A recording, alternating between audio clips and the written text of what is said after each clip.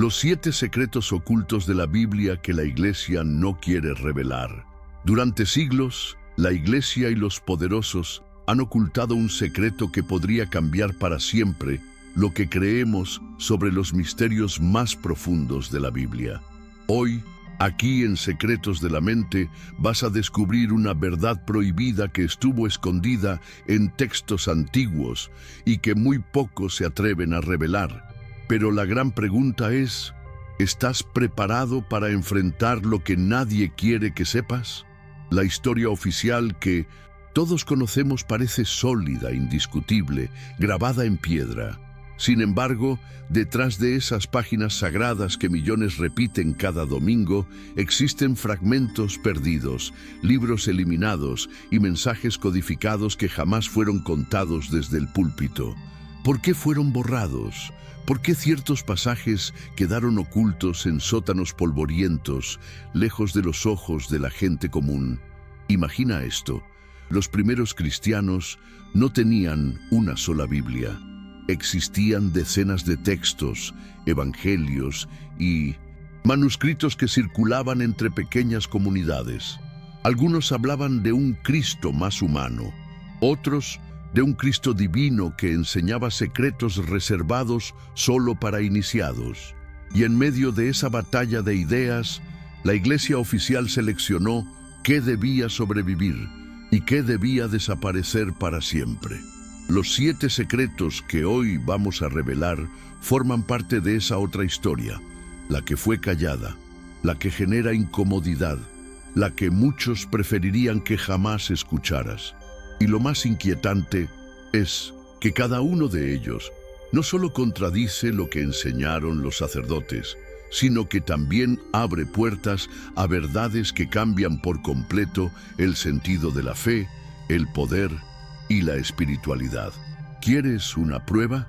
El primer secreto está escondido en un simple detalle, el símbolo de la serpiente. La Iglesia lo pintó como el gran enemigo, la representación del mal, el tentador del Edén. Pero en textos gnósticos y tradiciones más antiguas, la serpiente no era enemiga, sino portadora de sabiduría. Representaba la energía, la iluminación, el despertar interior. ¿Te das cuenta del impacto de esto? Lo que siempre fue presentado como maldito podría ser en realidad la clave del conocimiento prohibido. Y aquí surge la pregunta inevitable. Si la serpiente simbolizaba la sabiduría, ¿por qué la Iglesia la convirtió en demonio? ¿A quién convenía que la humanidad temiera el despertar, el cuestionamiento y la búsqueda de la verdad interna? Este es apenas el comienzo, porque el segundo secreto oculto nos lleva directamente a un personaje que casi fue borrado de la historia, María Magdalena. Durante siglos se la redujo a una pecadora arrepentida, pero manuscritos descubiertos en Nag Hammadi, en Egipto, revelan que Magdalena no solo era discípula, sino la más cercana a Jesús, incluso por encima de Pedro. Y lo que esos textos dicen es aún más escandaloso. Jesús la habría instruido en misterios espirituales reservados solo para ella. ¿Puedes imaginar lo que significa esto? Construida bajo jerarquías dominadas por hombres, ocultando deliberadamente la posibilidad de que una mujer haya sido portadora de la verdadera enseñanza de Cristo. Un cambio tan radical que habría transformado no solo la religión, sino también el poder en la historia entera. Y aquí entra el tercer secreto, uno que conecta directamente con lo que los antiguos llamaban el reino interior. Jesús repetía una frase que pocos lograron comprender. El reino de Dios está dentro de vosotros. Si lo analizamos bien, esta declaración contradice toda estructura de poder externo. No dependes de templos, ni de sacerdotes, ni de rituales impuestos. El verdadero templo está en ti, en tu mente, en tu conciencia. ¿Entiendes el peligro que esto representaba para quienes querían controlar la fe desde afuera? Estos 3 secretos ya nos muestran un patrón inquietante. Símbolos invertidos, personajes borrados y mensajes transformados para mantener la obediencia. Pero aún faltan 4. Y cada uno es más. El anterior. Imagina por un momento que todo lo que sabes de la Biblia es apenas la versión oficial, cuidadosamente editada, mientras que los verdaderos secretos quedaron enterrados en cuevas, monasterios y bibliotecas prohibidas. ¿Qué más podrían estar ocultando? ¿Acaso un conocimiento que podría liberar a la humanidad del miedo? Si esto ya te hizo cuestionar lo que creías, no te detengas aquí. Síguenos ahora, dale me gusta a este video y comenta Secreto Revelado para desbloquear la segunda parte. Si este contenido desaparece, no tendrás otra oportunidad de descubrir lo que la Iglesia jamás quiere que leas. Desde niños nos repitieron que la serpiente era la enemiga, el símbolo del mal, el causante de la caída de la humanidad. Pero, ¿y si esa historia estuviera incompleta? ¿Y si aquello que nos enseñaron a temer fuera en realidad una llave hacia el despertar? Piensa en esto.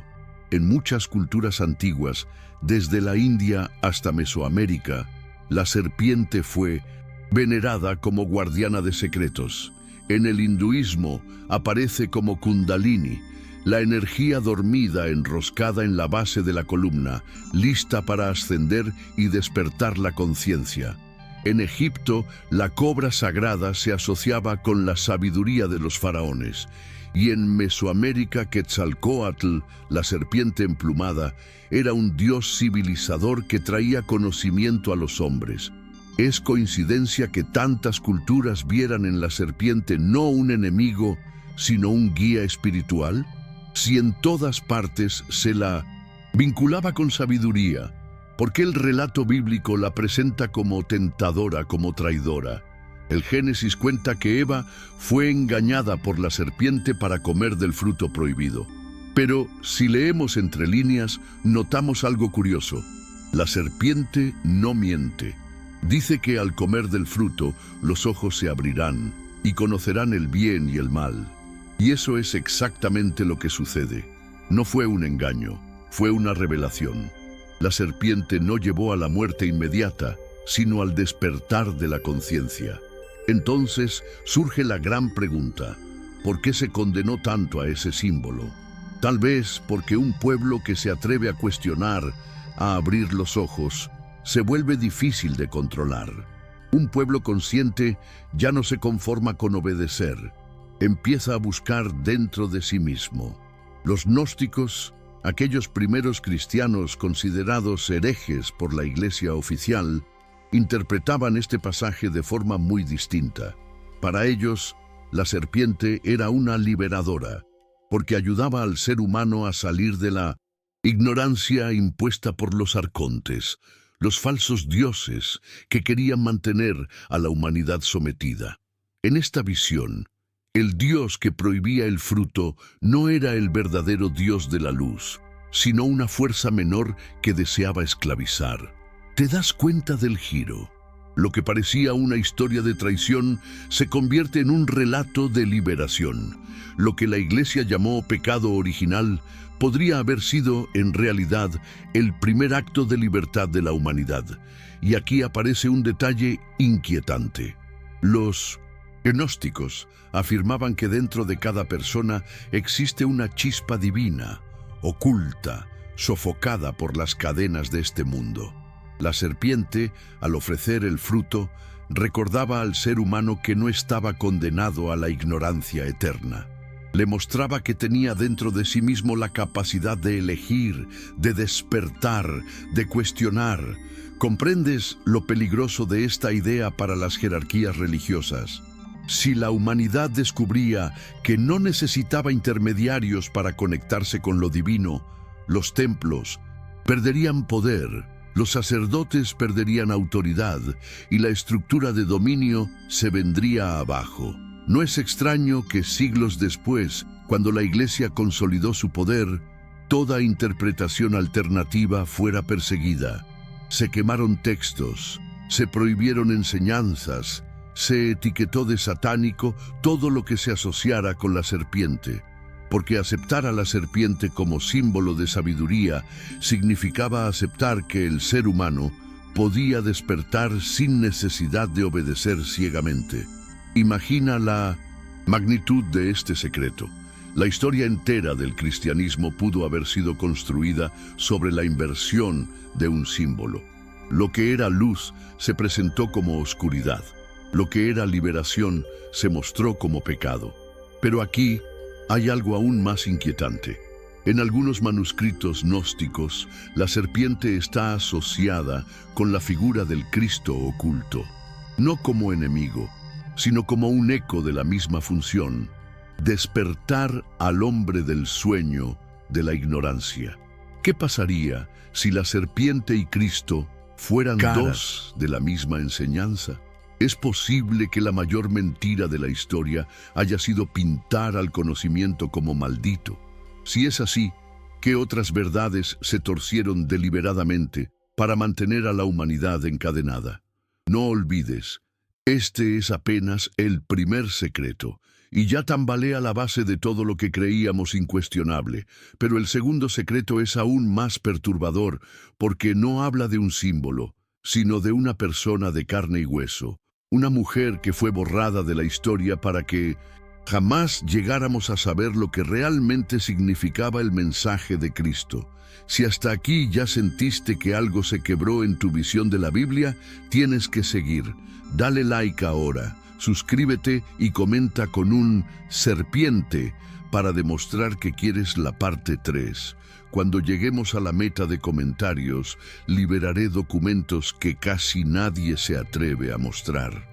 De todos los personajes que aparecen en los evangelios, ninguno ha sido tan manipulado y distorsionado como María Magdalena. Oficialmente nos contaron que fue una pecadora arrepentida, una mujer marcada por el pecado y perdonada por la misericordia de Cristo. Pero esa imagen no proviene de los primeros evangelios, sino de siglos después, cuando la Iglesia decidió reducirla a un símbolo de culpa. Lo que muy pocos saben es que en textos hallados en 1945 en Nag Hammadi, Egipto, aparece un retrato completamente distinto. En el llamado Evangelio de María, Magdalena no es la pecadora arrepentida, sino la discípula más cercana a Jesús, aquella que recibía enseñanzas secretas que los demás no podían comprender. Piensa en lo que esto significa. Si Jesús realmente transmitió revelaciones ocultas, no lo hizo a Pedro, ni a Juan, ni a los apóstoles más reconocidos por la Iglesia. Lo hizo a una mujer, y no a cualquier mujer, sino a aquella que fue borrada de la historia oficial. En ese evangelio, después de la resurrección, los discípulos se muestran confundidos y temerosos. Es María quien los calma, quien los anima, quien revela palabras secretas que Jesús le confió en privado. Pero Pedro se indigna, no puede aceptar que el Maestro haya elegido a una mujer por encima de él, y en ese conflicto vemos un reflejo de lo que ocurrió en la historia, una lucha de poder, donde la voz de Magdalena fue silenciada para dar paso a una iglesia dominada por hombres. Ahora pregúntate, ¿por qué la figura de Magdalena fue reducida a la de una prostituta? ¿Quién ganó con ese cambio de imagen? La respuesta es clara. Al degradarla, se eliminaba cualquier posibilidad de reconocer su autoridad espiritual. Se cerraba la puerta a la idea de que una mujer pudiera haber sido portadora de la verdadera enseñanza de Cristo. Pero la revelación va más allá. Algunos textos gnósticos sugieren que la relación entre Jesús y Magdalena era más profunda de lo que jamás se aceptaría en la tradición oficial. No solo discípula, sino compañera. Y si eso fuera cierto, ¿qué habría significado para la humanidad? Una visión de Cristo no como una figura distante e inalcanzable, sino como un maestro que reconocía en la unión con lo femenino un poder sagrado. El Evangelio de Felipe menciona a Magdalena de forma enigmática, como la compañera del Salvador. Incluso habla de un beso que generaba celos entre los otros discípulos. ¿Era solo una metáfora de conocimiento transmitido o la evidencia de una relación más íntima? Lo cierto es que estos fragmentos fueron tachados de heréticos, ocultados y perseguidos durante siglos. Imagina el impacto de aceptar que la enseñanza más profunda de Jesús fue confiada a una mujer. Imagina cómo habría cambiado el curso de la iglesia, de la historia, del poder político, si la figura de Magdalena hubiera sido reconocida en su verdadera dimensión. Tal vez hoy hablaríamos de un cristianismo muy diferente, uno donde la mujer no habría sido relegada al silencio, sino elevada como portadora del misterio divino. Y aquí viene lo más inquietante. Algunos estudiosos creen que Magdalena pudo haber sido la clave para entender los misterios gnósticos, que en ella estaba el puente entre el mensaje de Cristo y la tradición secreta que hablaba del despertar interior, del reino dentro del hombre. Pero al ser borrada, ese puente se rompió. La humanidad quedó con un mensaje incompleto, mutilado, diseñado para mantener la obediencia. ¿Te das cuenta del patrón? Primero, la serpiente transformada en símbolo del mal. Después, Magdalena reducida a pecadora. Siempre la misma estrategia: invertir los símbolos, silenciar las voces incómodas, ocultar aquello que podía liberar. Y lo más perturbador aún está por llegar. Porque si el verdadero reino estaba dentro de cada uno de nosotros, como Jesús repitió una y otra vez, entonces todo el aparato externo de templos, jerarquías y autoridades se desmorona. Y eso es exactamente lo que vamos a revelar en el siguiente secreto. Pero antes de entrar en el tercero, debes detenerte un instante y pensar: ¿qué pasaría si la historia aceptara que la primera portadora de la enseñanza fue una mujer? ¿Cómo habría cambiado la espiritualidad? ¿Cómo habría cambiado tu propia visión de la fe? C.T.A. Dern. Si esta verdad sobre María Magdalena te estremeció, imagina lo que viene después. Síguenos ahora mismo, da like y comenta Magdalena en los comentarios. Cuando lleguemos a 7000 comentarios, liberaré la segunda parte con documentos que muestran lo que jamás contaron en misa. En los evangelios oficiales hay una frase de Jesús que casi nunca se explica a fondo y que incluso muchos sacerdotes prefieren pasar por alto. Una frase que, si se entendiera en toda su magnitud, derrumbaría siglos de estructuras religiosas. El reino de Dios está dentro de vosotros.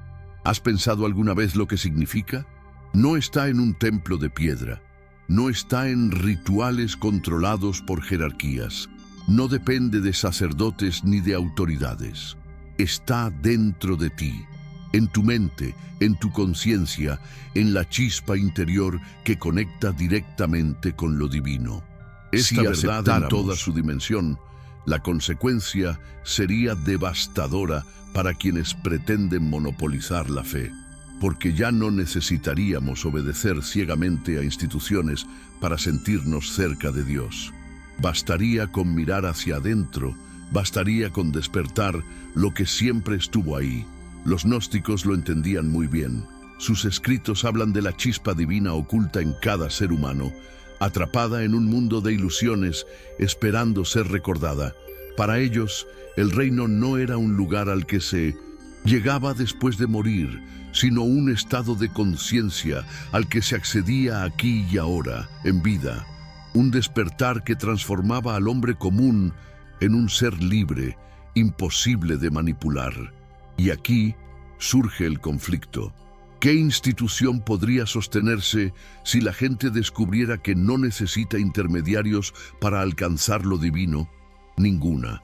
Por eso, con el paso de los siglos, esta enseñanza fue minimizada, reinterpretada, escondida detrás de rituales externos. La Iglesia enseñó que el reino estaba en el cielo, después de la muerte, y que solo a través de ellos se podía alcanzar. Una interpretación que aseguraba obediencia, miedo y dependencia. Pero los textos apócrifos y gnósticos no dejan dudas. En el Evangelio de Tomás, Jesús dice, si os preguntan, ¿dónde está el reino? Responded, está dentro de vosotros y fuera de vosotros. Cuando os conozcáis a vosotros mismos, entonces seréis conocidos y comprenderéis que sois hijos del Padre viviente. ¿Ves el poder de estas palabras? No hablan de un futuro lejano, hablan de aquí y ahora. Este secreto cambia todo. Si el reino está dentro, entonces no hay barreras entre tú y lo divino. No necesitas pagar indulgencias, no necesitas mediadores, no necesitas que nadie te otorgue permiso para acercarte a Dios. La verdadera iglesia eres tú, tu templo es tu cuerpo, tu altar es tu conciencia. Y aquí está la paradoja.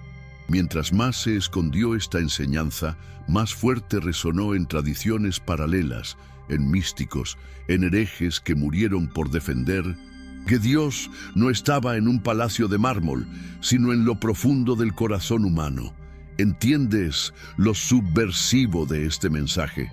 Si cada persona reconociera el reino dentro de sí, no habría control, no habría miedo, no habría poder que pudiera someter a las masas, porque la libertad espiritual es la peor amenaza para cualquier imperio religioso o político. Imagina por un instante un mundo donde esta verdad hubiera sido aceptada desde el principio. ¿Cuántas guerras se habrían evitado?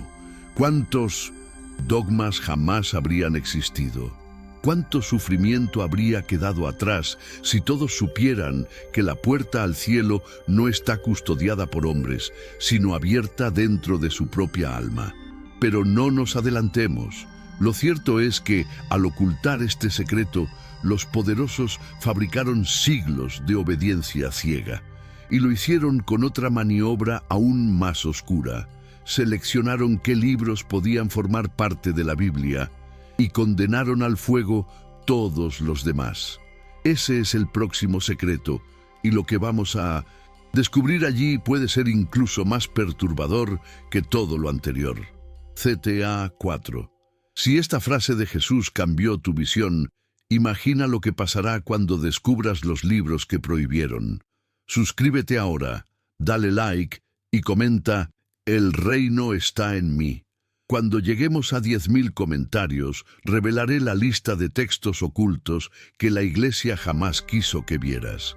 Sim, prosiga. La mayoría de los creyentes piensa que la Biblia fue siempre un libro único, perfecto, transmitido sin cambios desde los tiempos de los apóstoles. Pero esa es una ilusión. La verdad es que lo que hoy llamamos Biblia fue el resultado de decisiones humanas, discusiones políticas y elecciones estratégicas. Y lo más inquietante, decenas de textos fueron excluidos deliberadamente, condenados como apócrifos, borrados de la memoria colectiva. Imagina la escena. Siglo IV después de Cristo. El Imperio Romano está en crisis, dividido, buscando unificar su poder. Constantino, el emperador que se convirtió al cristianismo, necesitaba una religión fuerte, organizada, capaz de mantener bajo control a millones de súbditos. Y para eso, debía acabar con la diversidad de creencias que existían en ese momento. Porque sí, en esos primeros siglos, el cristianismo no era uno solo. Había comunidades que seguían evangelios distintos, visiones diferentes de Jesús, interpretaciones opuestas del mensaje. Fue entonces cuando se convocó el Concilio de Nicea en el año 325. Allí no solo se debatió sobre la naturaleza, sino también sobre qué textos serían aceptados como oficiales y cuáles serían eliminados. Lo que no encajaba en la visión de poder fue etiquetado como herejía. Lo que podía sembrar dudas o dar demasiada libertad fue borrado. Entre esos textos estaban el Evangelio de Tomás, el Evangelio de María, el Evangelio de Felipe, el Evangelio de Judas y muchos más. Escritos que ofrecían una visión distinta de Jesús, más humano, más místico, más cercano al despertar interior que a la obediencia. ¿Por qué estos evangelios eran tan peligrosos? Porque hablaban de un Cristo que no pedía templos ni estructuras, sino conocimiento interior. Un Cristo que decía: quien se conozca a sí mismo encontrará el reino. Un Cristo que no necesitaba emperadores ni sacerdotes para transmitir su mensaje. En cambio, los textos que fueron aceptados reforzaban la jerarquía, el poder, la obediencia. Creaban un sistema donde la salvación dependía de la institución, no de la experiencia personal. Sistema fue el que sobrevivió, mientras los otros evangelios fueron perseguidos, quemados, escondidos en cuevas para salvarlos de la destrucción. Piénsalo bien. ¿Qué derecho tuvieron un puñado de hombres reunidos en un concilio imperial de decidir qué era la verdad de Dios y qué debía ser considerado herejía? ¿Qué pasó con esas palabras que también venían de los primeros discípulos, pero que no encajaban en los planes de los poderosos? El hallazgo de Nag Hammadi en 1945 fue un terremoto para la historia oficial. De repente aparecieron textos que habían estado ocultos durante casi 2000 años, revelando que la historia era mucho más compleja de lo que se nos contó. Y lo que esos textos muestran no es solo una variante, es una visión completamente distinta de la espiritualidad. En el Evangelio de Judas, por ejemplo, Judas no aparece como el traidor maldito, sino como el único que entendió realmente a Jesús, el que cumplió un papel necesario para la revelación. En el Evangelio de Tomás no hay milagros espectaculares, sino frases cortas, enigmáticas, que invitan a la introspección. Si sacas lo que está dentro de ti, lo que saques te salvará. Si no lo sacas, lo que no saques te destruirá. ¿Notas el patrón? Los evangelios prohibidos no hablaban de obedecer a una institución, hablaban de despertar a una verdad interior. Y eso era inaceptable para un imperio que necesitaba orden y control. Pero aquí viene lo más perturbador. Estos textos no desaparecieron, fueron escondidos, preservados por comunidades que se arriesgaban a morir por protegerlos. Otros se perdieron para siempre. Y lo que tenemos hoy es apenas una fracción, una pequeña ventana a un cristianismo oculto, subterráneo, que casi fue borrado por completo. Imagina cuántos secretos se perdieron en el fuego de las hogueras, cuántas palabras jamás conoceremos.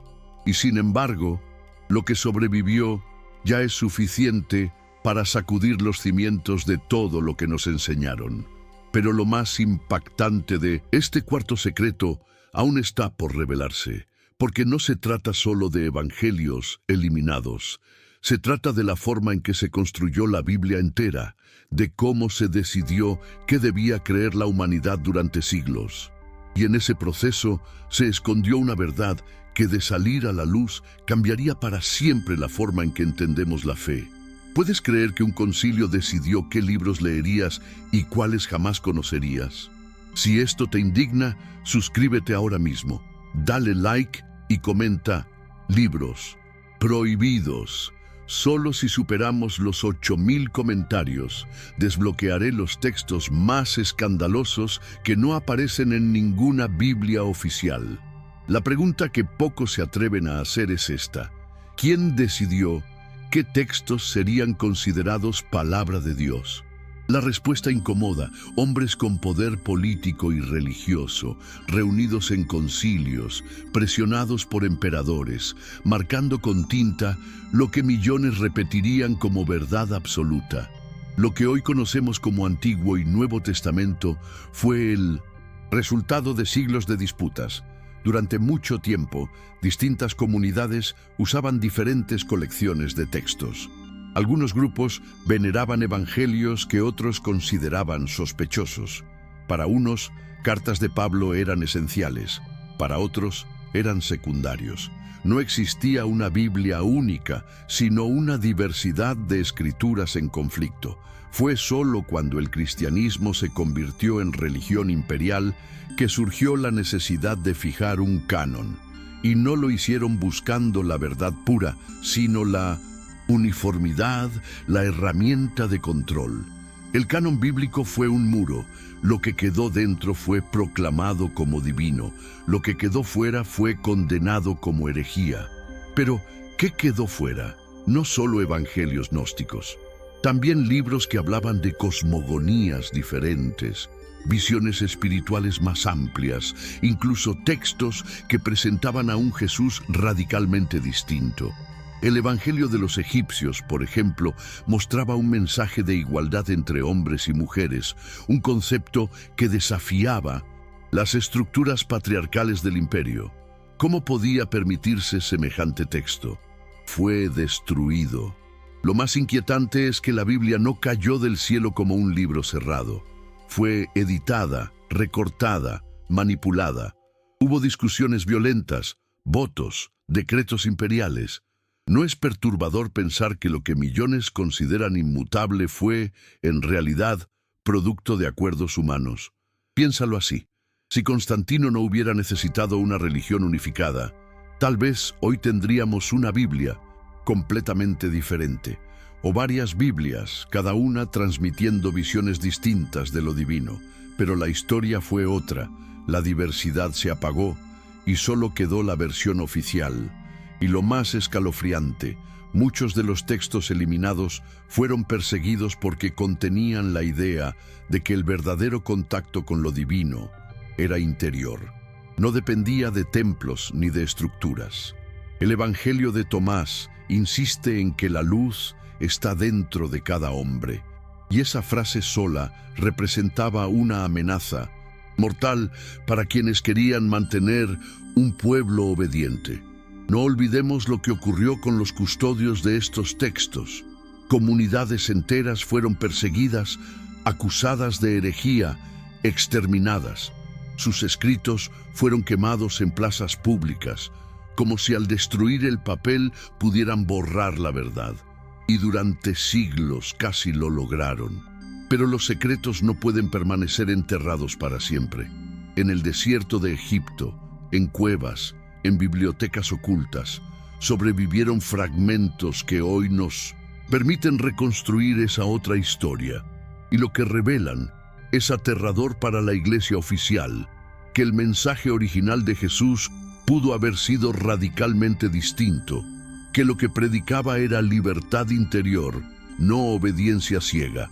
Ahora pregúntate, si aceptáramos que la Biblia fue producto de selección, manipulación y censura, ¿qué pasaría con la fe de millones? ¿Cuántas personas se atreverían a cuestionar la versión que recibieron como indiscutible? Y lo más inquietante aún está por llegar, porque entre los secretos mejor guardados se encuentra algo más profundo, la idea de que incluso el nombre de Dios, aquello que parecía incuestionable, fue alterado, escondido y manipulado. Un secreto tan poderoso que podía transformar la realidad misma de quienes lo pronunciaban. CTA 6. Si descubrir que la Biblia fue manipulada te estremeció, espera a conocer el secreto del nombre oculto de Dios. Suscríbete ahora, deja tu like y comenta Canon manipulado. Solo así podrás desbloquearla. Siguiente parte antes de que este conocimiento vuelva a ser enterrado.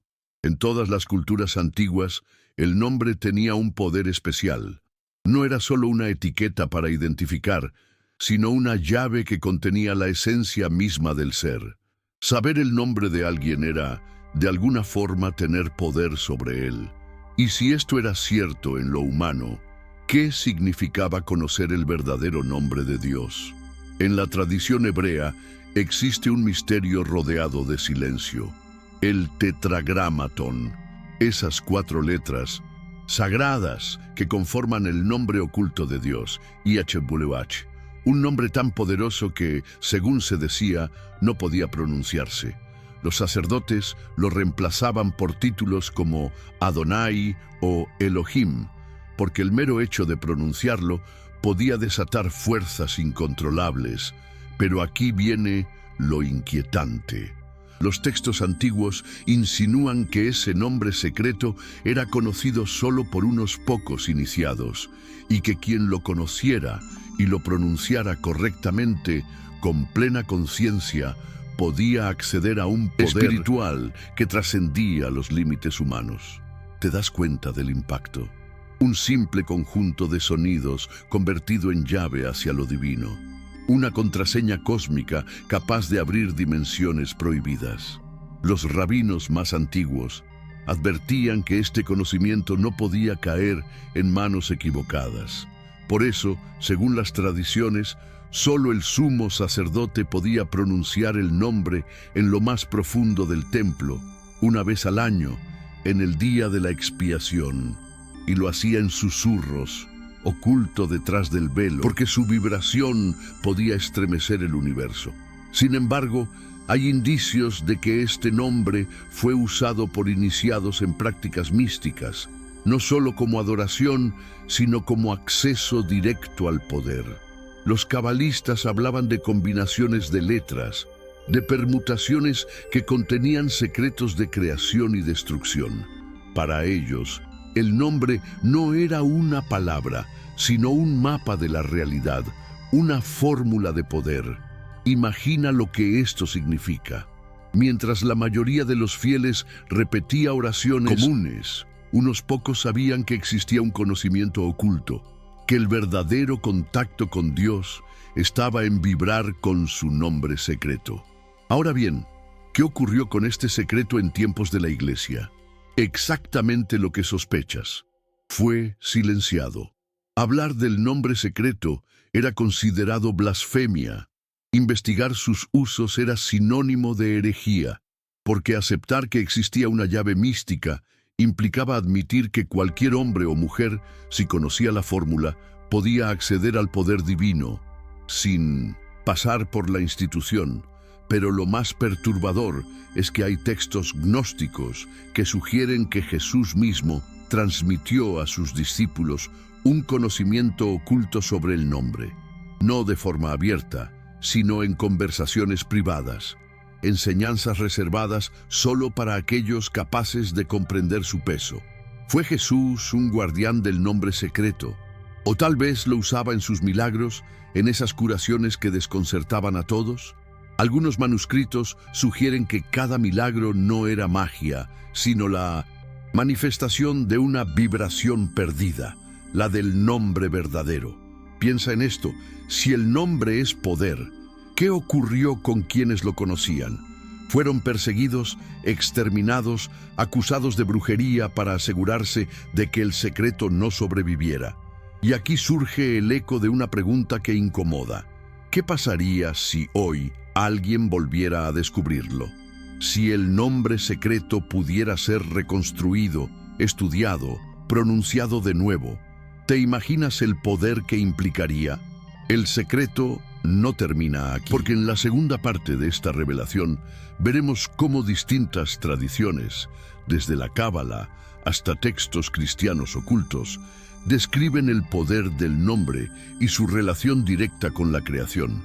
Y lo más impactante, cómo este conocimiento pudo haber sido manipulado para mantener a la humanidad en la ignorancia. Si entender que el nombre de Dios podía ser una llave secreta te estremeció, imagina lo que viene.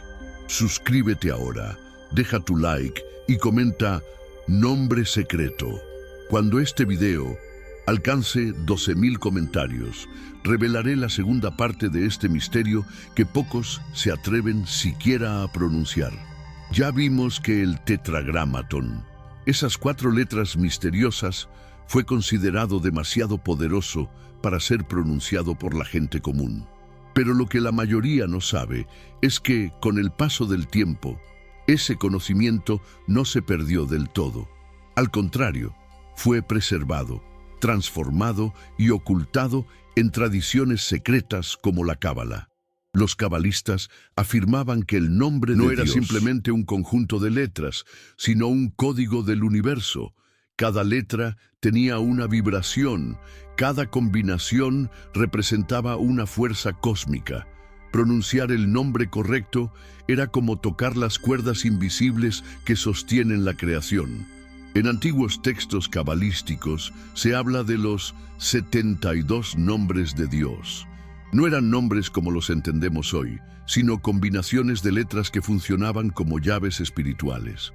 Cada una de ellas correspondía a un poder específico: protección, sanación, sabiduría, iluminación. Pero solo los iniciados podían usarlos. El resto debía conformarse con oraciones vacías. Imagina la magnitud de este secreto. Mientras millones de fieles rezaban en templos, convencidos de que dependían de la mediación de sacerdotes, un grupo reducido creía tener acceso a fórmulas capaces de conectar directamente con lo divino. Una espiritualidad oculta, reservada solo para unos pocos elegidos. Pero aquí surge la gran pregunta: ¿acaso Jesús conocía este poder? Algunos evangelios apócrifos sugieren que sí, que sus milagros, sus exorcismos y sanaciones no eran simples gestos divinos inexplicables, sino la aplicación de un conocimiento oculto que le permitía acceder a la energía creadora a través del nombre. Los fariseos y sacerdotes se escandalizaban cuando Jesús actuaba, no solo porque rompía normas externas, sino porque parecía tener acceso directo a lo divino, sin intermediarios.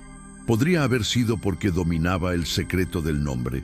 En el 160, Evangelio de Felipe, aparece una frase enigmática: la verdad no viene en el mundo desnuda, sino en misterios e imágenes. Tal vez ese misterio era precisamente el uso del nombre oculto, transmitido solo en círculos íntimos, jamás en público. Ahora bien, si este conocimiento era tan peligroso, ¿qué ocurrió con él? La historia oficial nos dice que desapareció, pero la realidad es otra. Se fragmentó, se disfrazó, se escondió en símbolos y rituales, esperando a ser redescubierto. La alquimia, la mística medieval, incluso algunas órdenes secretas, afirmaban custodiar fragmentos de ese nombre. La Iglesia, por supuesto, condenaba cualquier intento de explorarlo, porque admitir que existía un poder al alcance de cualquiera significaba perder el monopolio de lo divino.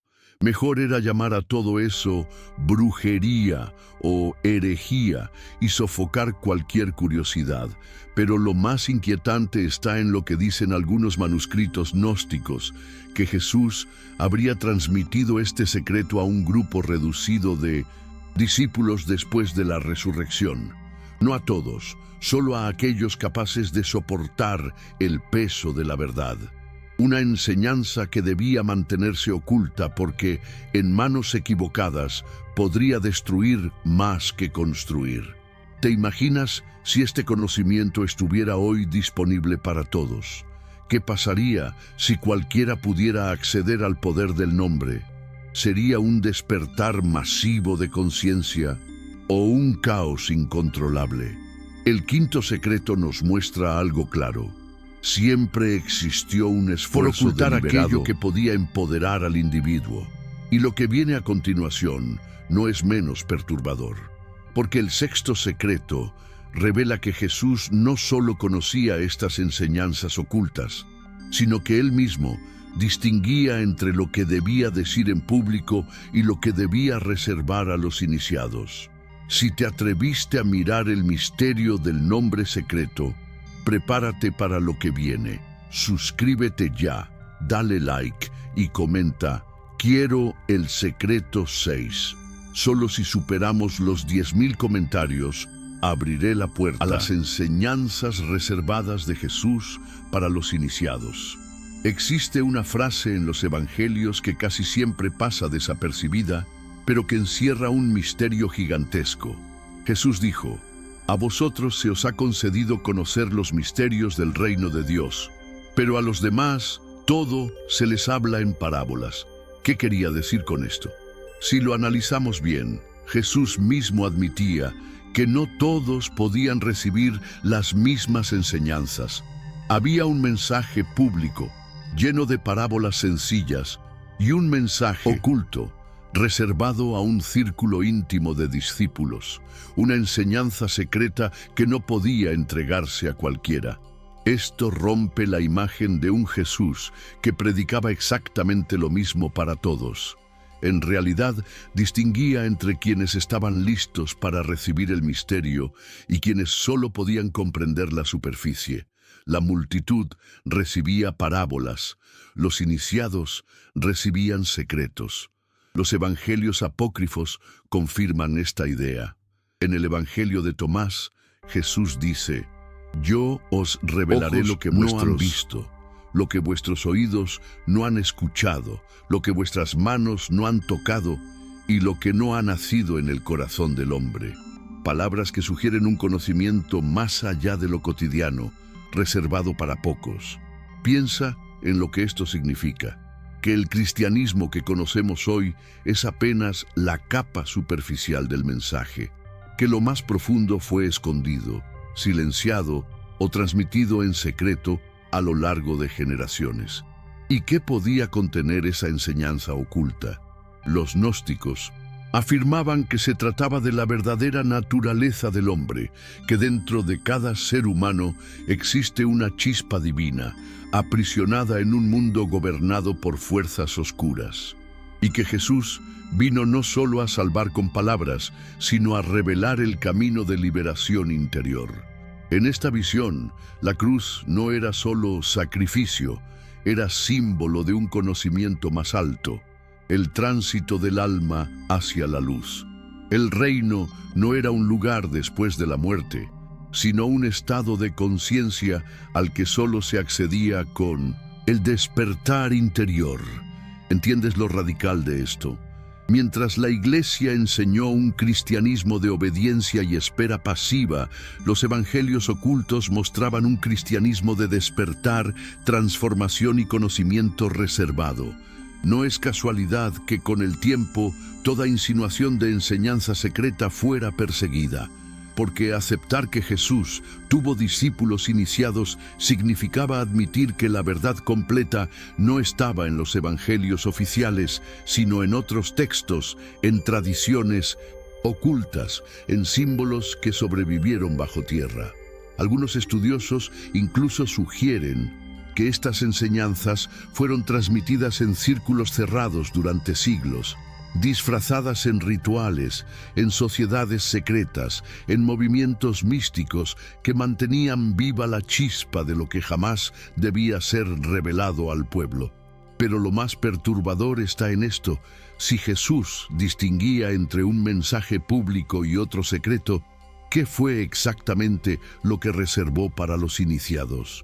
¿Qué enseñanzas eran tan poderosas que podían transformar por completo la visión de la realidad? Ese es el núcleo del sexto secreto, y apenas estamos arañando su superficie. En la segunda parte veremos fragmentos de textos que sugieren cuáles eran esas enseñanzas ocultas y cómo la Iglesia se encargó de borrarlas o disfrazarlas bajo capas de dogma. Si te sorprendió descubrir que Jesús tenía un mensaje secreto solo para iniciados, no te pierdas lo que sigue. Suscríbete ya, deja tu like y comenta iniciado. Cuando alcancemos 9000 comentarios, liberaré la segunda parte con los fragmentos más ocultos de estas enseñanzas. Si Jesús distinguía entre un mensaje público y otro secreto, ¿dónde podemos encontrar huellas de esas enseñanzas reservadas?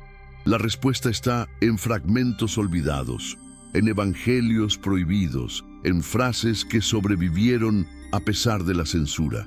El Evangelio de Tomás es uno de los ejemplos más claros. No contiene relatos de milagros ni historias de la infancia de Jesús, sino frases cortas, enigmas que parecen diseñados para ser descifrados solo por quienes estaban listos. Allí encontramos palabras como: si conoces lo que está delante de ti, lo oculto se te revelará. No hay nada escondido que no llegue a ser manifestado. Estas frases no suenan como sermones para multitudes.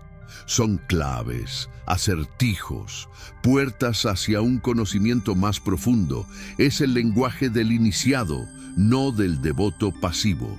Otro texto perturbador es el Evangelio de Felipe, que habla de misterios como matrimonio sagrado, interpretado por muchos como una enseñanza sobre la unión de lo humano y lo divino en cada persona. Allí se dice: el misterio del matrimonio es grande. Sin él, el mundo no existiría. Una declaración que trasciende lo literal y apunta a un conocimiento espiritual sobre la integración de opuestos, la unión de la carne y el espíritu, de lo masculino y lo femenino. ¿Notas el patrón? Los textos oficiales presentan parábolas y normas, pero los ocultos hablan de transformación interior, de despertar de la conciencia, de un conocimiento reservado. En algunos manuscritos gnósticos, Jesús aparece revelando que el mundo material no era la creación perfecta de un Dios supremo, sino una prisión diseñada por fuerzas inferiores, y que la tarea del ser humano era despertar de ese engaño, reconocer su chispa divina y regresar a la luz. ¿Comprendes lo peligroso que era este mensaje para una institución que quería controlar cuerpos, mentes y almas? Si el mundo era una prisión y el verdadero reino estaba dentro, ¿qué papel quedaba para templos, sacerdotes y jerarquías? Ninguno. Por eso, toda huella de estas enseñanzas fue perseguida, censurada y condenada.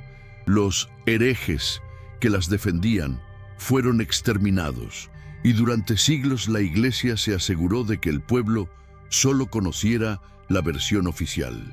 Pero, a pesar de todo, fragmentos sobrevivieron. Y esos fragmentos nos muestran un Jesús distinto. No solo el maestro que hablaba en parábolas, sino secretos a quienes podían soportar el peso de la verdad. Ahora bien, el sexto secreto nos deja una pregunta ardiente. ¿Qué ocurriría si esas enseñanzas ocultas resurgieran hoy? ¿Estaríamos preparados para recibirlas? ¿O volverían a ser censuradas como hace 2000 años? Lo cierto es que este no es el último secreto. Todavía queda uno más, y quizás sea el más peligroso de todos, porque el séptimo secreto habla de algo que la Iglesia jamás permitiría aceptar, que la chispa divina no está solo dentro de ti, sino que tú mismo podrías ser portador de una divinidad que no necesita intermediarios. Si ver los fragmentos de las enseñanzas secretas de Jesús te hizo temblar, prepárate para el séptimo secreto. Suscríbete ahora, da like y comenta misterio. Cuando superemos los 11,000 comentarios, revelaré la verdad más peligrosa, aquella que afirma que la chispa divina habita en ti. De todos los secretos que la Iglesia ocultó, este es sin duda el más perturbador, porque no se trata de símbolos invertidos, ni de evangelios borrados, ni siquiera de nombres secretos. Se trata de ti, de lo que eres en lo más profundo. Hay una frase en los evangelios oficiales que casi nunca se predica en misa, aunque está ahí, grabada en tinta. ¿No está escrito en vuestra ley, vosotros sois dioses? Juan 10:34. Jesús mismo la pronunció, citando los Salmos. Una declaración que, si se tomara literalmente, destruiría la idea de que el ser humano es solo un siervo condenado al pecado. ¿Qué quiso decir con vosotros sois dioses? ¿Era una metáfora o una revelación? Los gnósticos lo entendieron como la clave del misterio final. Cada ser humano porta dentro una chispa divina, un fragmento de la luz original. No eres un simple pecador esperando salvación. Eres, en tu esencia más pura, parte de lo divino, no separado, no inferior, sino portador de la misma naturaleza. Imagina las consecuencias de aceptar esta verdad. Si cada persona reconociera su chispa divina, ¿qué sentido tendría arrodillarse ante estructuras de poder? ¿Qué necesidad habría de vivir bajo el miedo al castigo eterno? Sería el despertar total, la caída de todo sistema basado en la culpa y la obediencia. Por eso, este secreto fue perseguido con furia. Las enseñanzas que hablaban de la divinidad interior fueron tachadas de herejía. Los maestros que las transmitían fueron eliminados. Y la frase «vosotros sois dioses» fue enterrada bajo toneladas de interpretaciones que la reducían a una simple figura retórica. Pero no podemos ignorar que resonancias de este mensaje aparecen en múltiples tradiciones. En la India, los Vedas proclaman Tat Tvam Asi, tú eres eso. En la filosofía hermética se repite que el hombre es un microcosmos, reflejo del macrocosmos. Y en el cristianismo oculto, Jesús no era un salvador externo, sino un espejo que recordaba a cada alma su propia divinidad. ¿Entiendes ahora por qué este secreto debía ser borrado? Porque si el pueblo descubría que no necesitaba mediadores, que no era esclavo, que llevaba dentro el fuego divino, todo el sistema de control se derrumbaba. Pero aún más inquietante es esto. Algunos evangelios prohibidos narran que Jesús instruía a sus discípulos no para adorarlo, sino para imitarlo. Que la verdadera enseñanza no era venerar su figura, sino despertar en sí mismos la misma chispa que él manifestaba. En otras palabras, Cristo no vino para ser único, vino para mostrar lo que todos podían llegar a ser. ¿Qué pasaría si hoy la humanidad aceptara esto? ¿Cómo cambiaría la política, la religión, la sociedad entera si cada persona se reconociera como portadora de divinidad? ¿Seguiríamos viviendo con miedo? ¿Seguiríamos aceptando injusticias? Este séptimo secreto nos lleva al corazón de la herejía más temida, la afirmación de que el hombre no es un esclavo, sino un Dios dormido, esperando despertar. Pero este es solo el comienzo de lo que revela este misterio, porque en la segunda parte veremos cómo distintos textos, desde los gnósticos hasta los místicos cristianos, insistieron en esta verdad prohibida. Y lo más impactante, cómo se castigó brutalmente a quienes osaron proclamarlo. Si esta frase de Jesús, «Vosotros sois dioses», te estremeció, no puedes quedarte fuera de lo que sigue. Suscríbete ya, dale like y comenta «Soy divino». Cuando alcancemos 13,000 comentarios, liberaré la continuación de este secreto que la Iglesia más teme. Si aceptar que dentro de cada ser humano habita una chispa divina ya resulta impactante, lo que ocurrió con esta enseñanza a lo largo de la historia es aún más estremecedor, porque no solo fue silenciada, fue perseguida con una violencia desmedida. En los primeros siglos existieron grupos gnósticos que predicaban abiertamente que la verdadera misión de Cristo era recordar a los hombres su origen divino. Decían que no éramos simples criaturas condenadas al pecado, sino fragmentos de la luz atrapados en un mundo material corrupto, y que, al despertar esa chispa, podíamos regresar al reino de la plenitud. La Iglesia los llamó herejes. Y no solo los combatió con argumentos, sino con fuego y espada. Miles de manuscritos fueron quemados, comunidades enteras fueron exterminadas, todo con el fin de borrar cualquier rastro de esta enseñanza peligrosa. Pero las huellas sobrevivieron. En textos como el Evangelio de Tomás, Jesús insiste, quien se conozca a sí mismo encontrará dentro la verdad y comprenderá que es hijo del Padre viviente. Una frase que no deja espacio a dudas. La divinidad no está fuera, está dentro. Imagina por un momento cómo habría cambiado la historia si esta idea hubiera sido aceptada. No habríamos tenido siglos de culpas impuestas, de penitencias interminables, de miedo al infierno. Habríamos tenido un cristianismo de empoderamiento, donde cada persona reconoce su grandeza interior. ¿No es lógico que este mensaje resultara intolerable para los poderosos? Un pueblo que se reconoce divino no puede ser dominado, no puede ser manipulado con amenazas de castigo eterno, y por eso esta verdad fue encadenada, disfrazada, enterrada, Pero aún así, algunos valientes se atrevieron a mantenerla viva. Místicos medievales hablaban del Dios interior, de la chispa de luz que arde en cada corazón. Muchos fueron perseguidos, acusados de brujería, condenados por inquisidores que temían el despertar de las masas. Lo más perturbador es que incluso dentro de la iglesia hubo quienes lo insinuaron.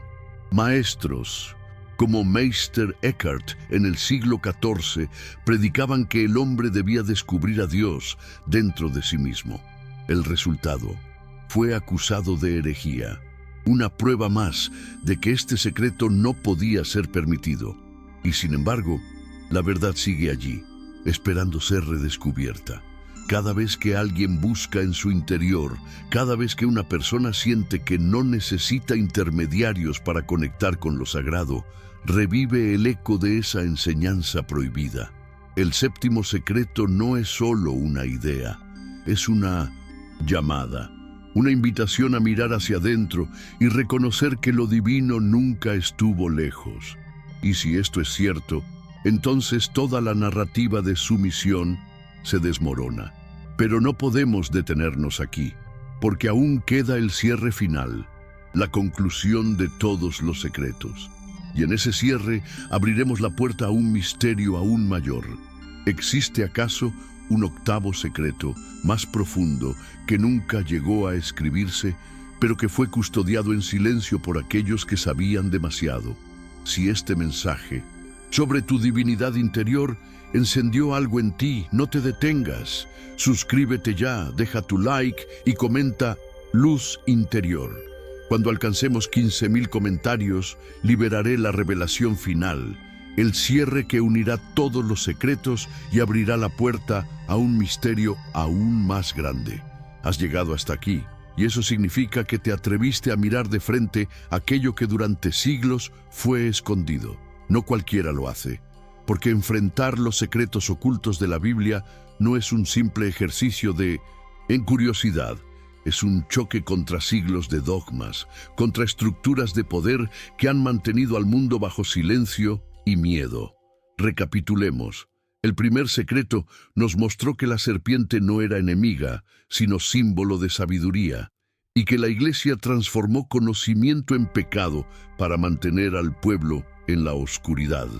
El segundo secreto reveló a María Magdalena, no como pecadora, sino como discípula privilegiada, depositaria de enseñanzas ocultas que fueron borradas porque una mujer con poder espiritual era demasiado peligrosa para el orden patriarcal.